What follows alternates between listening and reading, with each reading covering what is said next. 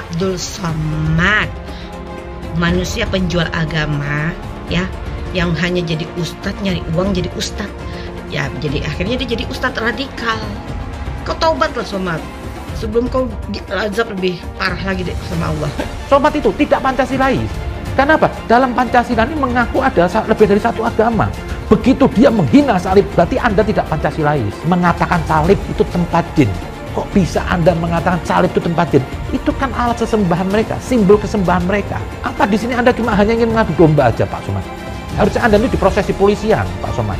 Ini Anda sudah jelas-jelas sekali nih Anda menghina simbol ketuhanan umat Kristen. Coba kalau seandainya dikembalikan, masjid itu tempat jin-jin, pasti umat Islam marah. Ini TV One sudah, semuanya sudah ya, heboh lah intinya ya. Masya Allah, Masya Allah.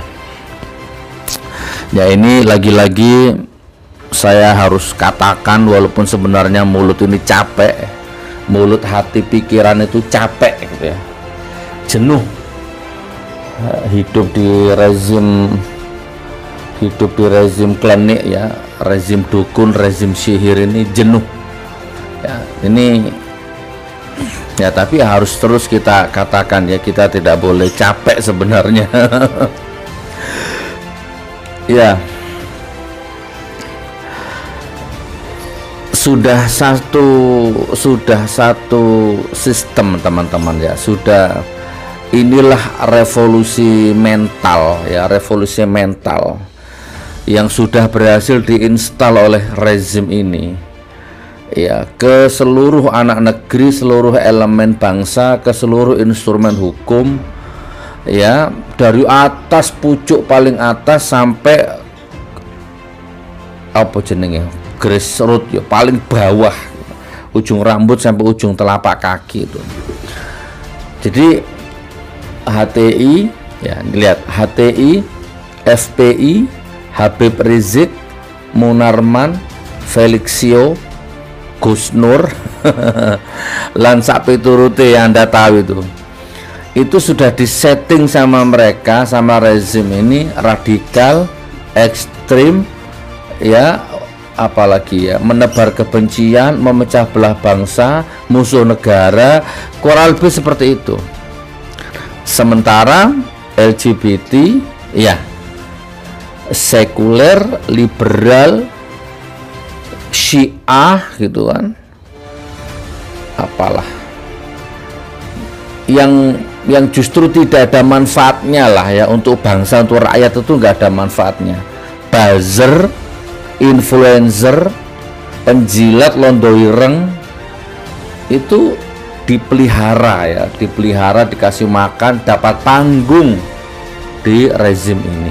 Coba Abu Janda, Denny Siregar, Eko Kuntadi, siapa itu, Gus Nadi, siapa satunya itu, terus pokoknya yang Adi Armando yang kemarin pakai topi-topi sinterklas gitu itulah ya, terus kemudian pokoknya apalah LGBT apa ya gitulah ya, penjilat, londo ireng, munafik ya. Coba mau kemana, mau ke Hong Kong, mau ke Korea, mau ke Taiwan, ke Belanda, kemanapun bebas, nggak ada masalah ya.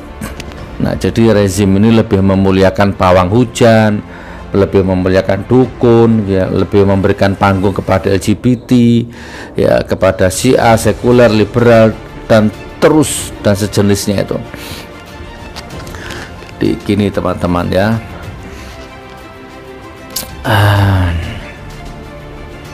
Ustadz Abdul Somad itu tidak sekali dua kali ini, sering ya, dulu di Timor Leste pernah, di Belanda juga pernah, bahkan di Hong Kong pernah.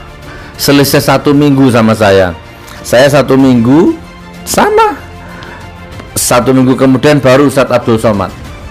Jadi saya dari tahun 2005 sudah keluar masuk Hong Kong, Taiwan, Korea ya, Malaysia dari tahun 2005, nggak pernah ada masalah, nggak pernah trouble, nggak pernah problem ya, enak ya, sehat jasmani rohani. Nah, baru rezim ini lahir, luar biasa, kaget begitu mendarat di Hong Kong, masuk ke imigrasi, pemeriksaan paspor, admin saya lolos ya, anak saya lolos, saya tidak lolos ya. di-scan mata. Jadi anak saya yang lolos masuk. Nah, saya langsung dipegang, truk dibawa ke satu ruangan jam 10 pagi waktu Hong Kong. Nyaris sama dengan Ustadz Abdul Somad itu. Salah saya apa? Nggak tahu. Salah saya apa? Nggak tahu. Memang tidak ada salahnya. Di Hong Kong saya nggak pernah punya catatan kriminal, ya, nggak pernah punya catatan penipuan, pidana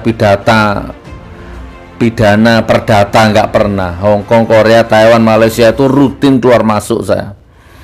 Transit Singapura itu udah sering, nggak pernah ada masalah. Baru di rezim ini teman-teman. Akhirnya saya singkat cerita jam 3 sore baru saya dideportasi pulang, dideportasi paksa lewat jalur khusus. Waduh, persis teroris, naik mobil khusus, dikawal pasukan khusus. Nah, di mobil itu baru saya tahu, ya, ada satu petugas yang ngomong ke saya, ada orang yang tidak ingin kamu masuk ke Hong Kong. Itu intinya yang saya pegang tuh.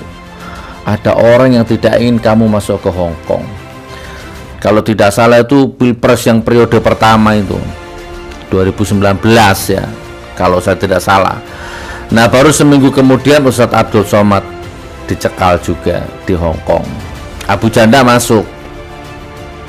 Jadi licik, ya, bengis, rezim ini licik, bengis, munafik, lintah darat, penjilat, kartel, mafia. Ya Allah. Tapi ya saya yakin Ustadz Abdul Somad apalah ya, nggak akan berkurang nilainya gitu ya. Ustadz Abdul Somad, Ustadz Abdul Somad itu bagi saya aset bangsa, itu aset negara, putra terbaik bangsa. Kalau di India itu Dr. Zakir Naik itu kalau di India menurut saya. Tapi menurut rezim, menurut buzzer, coba lihat mulut-mulut buzzer kalau ngomong soal Abdul Somad tuh, mereka itu seolah-olah lebih hebat dari Ustadz Abdul Somad ya. Coba lihat Abu Janda, Dini Siregar, siapa, Dewi Tanjung, siapa itu, Husain Shihab, sekuler liberal LGBT itu, siapalah kader-kader partai korup itu.